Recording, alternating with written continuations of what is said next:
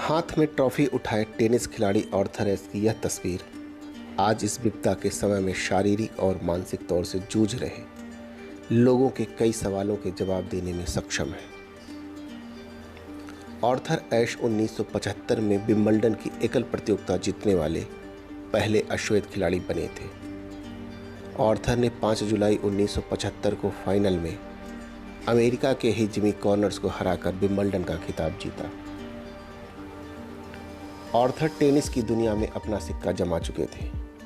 अब वे अपने करियर की शीर्ष रैंकिंग पर थे, यानी विश्व के सर्वश्रेष्ठ खिलाड़ी। इस समय Arthur 3 grand slam, Wimbledon, US और ऑस्ट्रेलियन ओपन जीतने वाले विश्व के एकमात्र खिलाड़ी थे।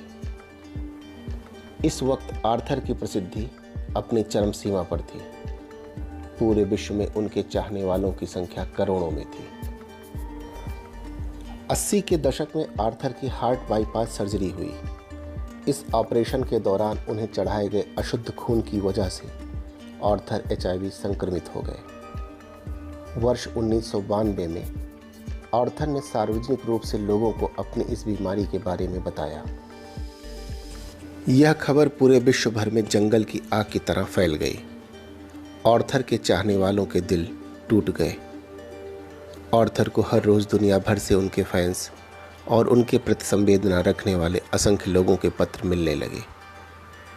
एक बार उन्हें एक पत्र मिला जिसमें लिखने वाले ने उनसे सवाल किया, भगवान ने आपको इतनी बुरी बीमारी देने के लिए क्यों चुना? आप ही क्यों? आर्थर ने इस पत्र का जवाब बड़ी ही खूबसूरती के साथ दिया, जिसे आप सभी को जरूर सुनना चाहिए।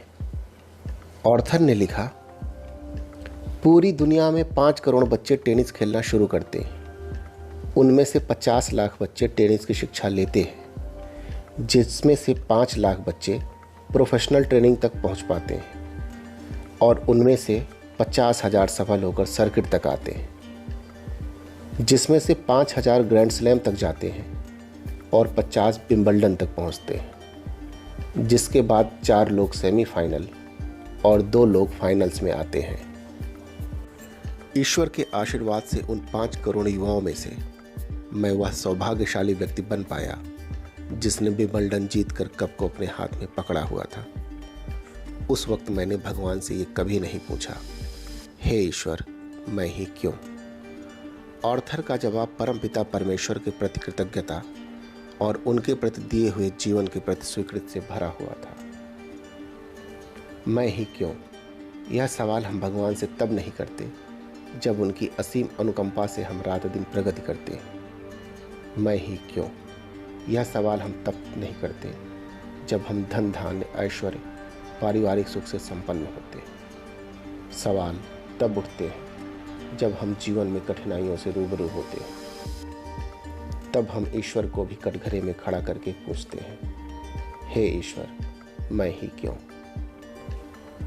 जबकि वास्तविकता यह है, कठिनाइयाँ और चुनौतियाँ ही जीवन में बदलाव का मुख्य स्रोत बनती हैं। We don't mature with time, we mature with damages. मैं ही क्यों?